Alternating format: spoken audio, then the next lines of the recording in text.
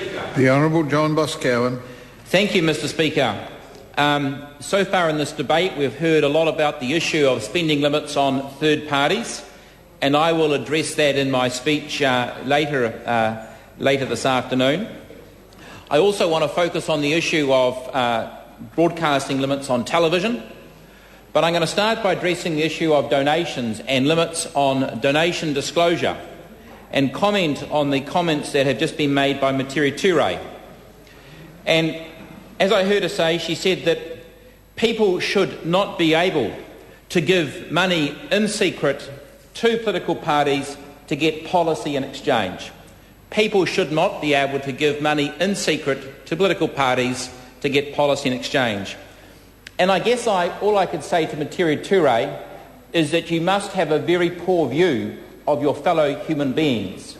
You must believe that the only... No, I say that very sincerely, because the implication is that the only reason a person would give money to a political party or to a cause is because what they could get out of it.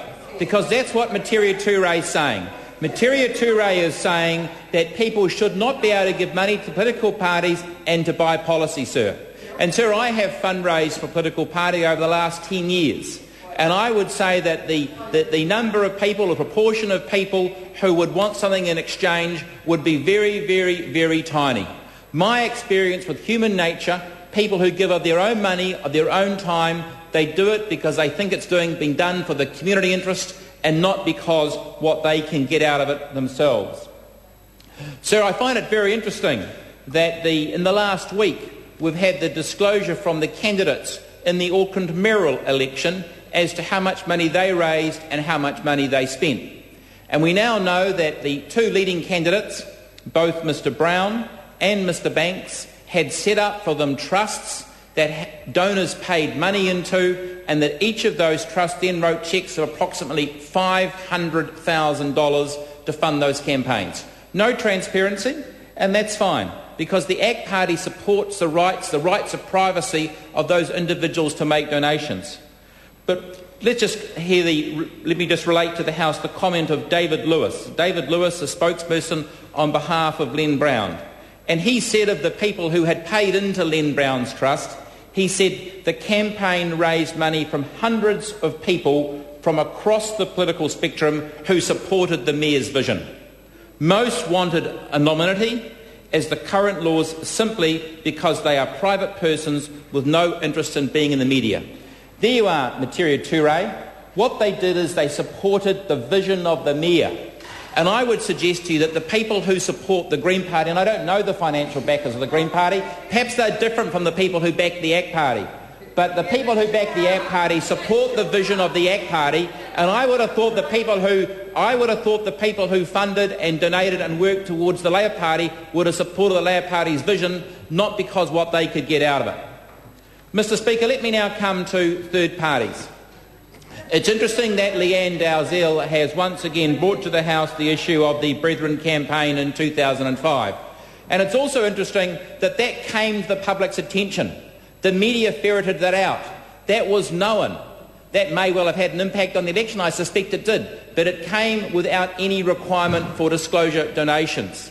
So in actual fact, left to work in the system, it actually works. Because the fact that the Brethren were involved, that was reflected in the media.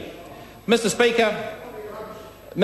Speaker, it's interesting that Amy Adams has acknowledged this afternoon, she's actually raised the question, philosophically, is it reasonable to have a political party, a candidate for election, have a limit on what it can spend when a third party cannot? And she concluded, philosophically, she doesn't have a problem with that. And clearly, presumably, the National Party doesn't have a problem for that, which is why they are voting for this legislation this afternoon.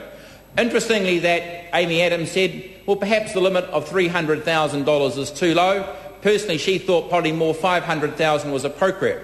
And so that was the reason that I spoke to my amendment from my colleague Hilary Calvert yesterday, who promoted an amendment to increase that cap to $500,000.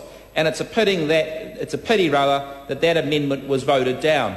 And so why would you look to increase that limit? Well, sir, let me repeat again.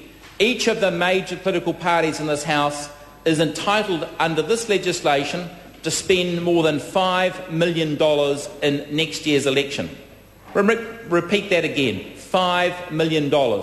What we're doing is we're restricting the rights of ordinary individuals, organisations, associations who want to come together to form a campaign to spend no more than $300,000, sir, or 1/16th of what each of the two major political parties will be entitled to spend in this campaign. And let me remind the House once again that both the Labour Party and the National Party spent more than $4 million in their campaigns at the last election, and under this legislation will be entitled to spend more than $5.5 million. Sir, I acknowledge the work of the committee and of its chair, Amy Adams, and as I said earlier in this debate, I acknowledge the contributions of Leanne Dalzell and Pete Hodgson, and particularly Pete Hodgson, who I got to know better through interacting through the work of the committee. But it interests me that Pete Hodgson referred again to the fact that being distressed or surprised that organisations such as the New Zealand Lister, which he referred to this afternoon, and the New Zealand Herald that he referred to in last week's debate, would actually express opposition to a limit. Well, let me say to Mr Hodgson, it shouldn't surprise him. It shouldn't surprise him, because what they're standing up for is they're standing up for the right of New Zealanders to speak out and to be involved in the election campaign. Mr Hodgson referred to people who don't physically put themselves up for election as the non-participants. That's what he called them. We have 122 successful MPs, probably less than 1,000 people who physically put their names on the ballot paper, but Mr Hodgson referred to other New Zealanders as the non-participants. And so I say that people of New Zealand have got every right to have a say in how this country is run and to participate. And they can participate by being involved in the election campaign of a particular individual or a party. They can throw their weight, they can deliver brochures, they can make phone calls, or they can get out and they can form separate lobby organisations. And there's all manner of third parties. There's trade unions, there's business associations, there's lobby groups that support a particular cause. I think of the Sensible Sentencing Trust, I think of Family First, I think of the various trade unions. So each of those organisations should be able to put out its case at the 3 yearly general elections. And what we're doing, sir, with this bill is we're restricting them to spending no more than 1/16th, sir, of what the two major political parties in this Parliament who are using their voting strength to put those restrictions in place, sir. Sir, it's not the only restriction that the two major political parties impose on the smaller political parties in this House. Sir, it might surprise New Zealanders to know that it's actually illegal for a political party to use its own money to buy broadcasting time. We can't actually, as political parties, go out into the public and raise money and buy the right to go on television, to buy advertising. We have a broadcasting allowance. Each of the two major political parties gets given $1 million worth of broadcasting time. The smaller parties, sir, the Greens, the Maori Party, New Zealand First, the last election, were given just over $240,000. The ACT Party, $100,000, sir. But it's illegal. We don't have a level playing field. None of the smaller political parties are entitled to go out, raise money and try and compete on an equal footing with the major political parties in this Parliament, sir. And once again, the ACT Party thinks that's a disgrace.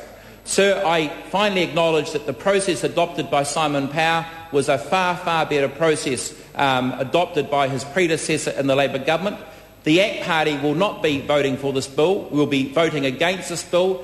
And one of the fundamental reasons we do that, sir, is it puts restrictions on the freedom of speech, which the New Zealand Herald can see, the New Zealand Listener can see, and I think most New Zealanders can see, and it's a pity this Parliament's going to do it. And sadly, let me just simply come back to the comments of Materia Ture.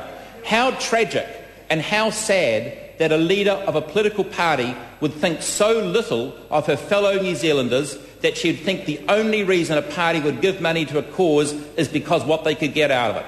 Thank you, Mr Speaker. Rahui